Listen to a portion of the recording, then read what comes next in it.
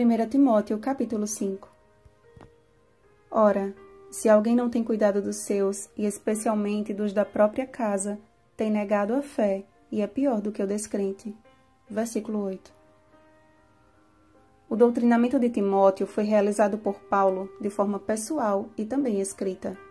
As viagens e experiências que tiveram juntos os unia mais e mais no elo dourado do amor de Deus.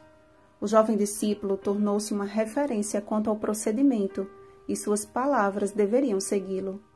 A cada classe de pessoas foi-lhe orientado manter a cortesia e o princípio de que precisamos respeitar cada fase da vida.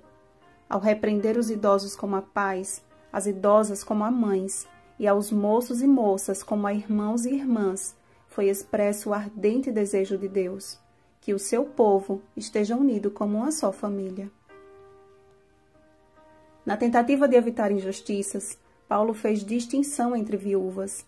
As viúvas verdadeiramente viúvas deveriam ser auxiliadas pela igreja, enquanto que as que tinham filhos ou netos deveriam ser assistidas por estes, pois isto é aceitável diante de Deus. O exercício da piedade dentro do lar é o maior formador de caráter, ao passo que o descaso para com os membros da família provoca revolta, dor e profunda tristeza. As viúvas e os órfãos sempre foram objeto de particular afeto de Deus. A morte lhes roubara os entes queridos, e em seu sentimento de desamparo, o Senhor lhes oferece a mão. A conduta das viúvas também deveria ser avaliada para sua inscrição como beneficiadas das ofertas de irmãos generosos. Na verdade, elas deveriam ser recomendadas pelo testemunho de boas obras, criação de filhos, exercício da hospitalidade, humildade, benignidade, e se viveu na prática zelosa de toda boa obra. Paulo não condenou o casamento de uma viúva mais jovem, mas o mau procedimento de algumas que desonravam o seu primeiro compromisso. Casavam-se para viver na ociosidade, falando o que não devem. Logo após, ele aconselha que as viúvas mais novas se casem, criem filhos, sejam boas donas de casa e não deem ao adversário ocasião favorável de maledicência. Os presbíteros, por sua vez, também deveriam ser assistidos pela igreja financeiramente. Seu serviço e dedicação exclusivos devem ser compreendidos como dignos de justa remuneração.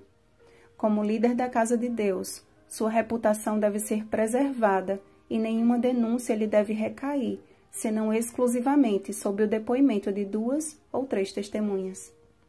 Aos transgressores declarados, no entanto, é-nos dito que a repreensão pública deve ser feita, para que também os demais temam.